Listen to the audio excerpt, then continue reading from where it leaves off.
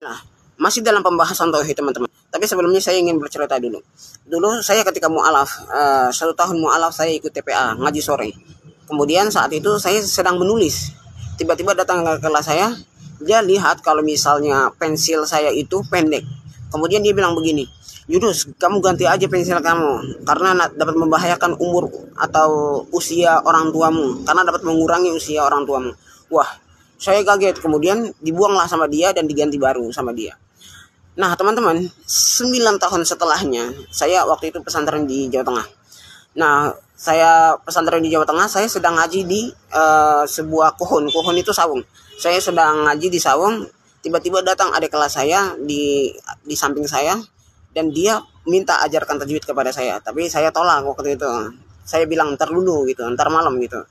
Terus tiba-tiba dia sambil nulis di samping saya, tiba-tiba datang temannya, dan kebetulan dia pakai bolpen tinta gel dan tintanya tinggal segini.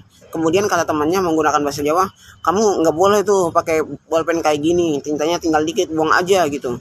Terus ditanyalah kenapa alasannya, ya nggak boleh aja gitu kata dia. Nah teman-teman, kemudian saya kumpulkan mereka berdua, saya kasih nasihat buat mereka. Kalian harus ketahui kalau misalnya tidak ada suatu bahaya, tidak ada suatu manfaat yang datang kepada kalian kecuali yang hanya Allah tetapkan buat kalian. Terus kemudian saya membawakan hadis dari Ibnu Abbas, yaitu hadis dari Nabi SAW. Walau annal ummata law ijtama'at ala yanfa'uka bi syai'in la yanfa'uka illa qad katamallahu lak. Misalnya satu bumi ini berkumpul menjadi satu ingin memberikan manfaat kepadamu, mereka tidak akan bisa kecuali hanya Allah tetapkan kepadamu. Dan kalau misalnya semua di muka bumi ini bersatu untuk memberikan suatu kemudaratan kepadamu, untuk memberikan suatu keburukan kepadamu, mereka tidak akan bisa kecuali hanya Allah tetapkan kepadamu. Rufi'atil aqlam wa jafatis suhuf. Nah teman-teman, banyak statement-statement yang menjudutkan, yang mendekatkan kita kepada kesyirikan yang tersebar di masyarakat kita.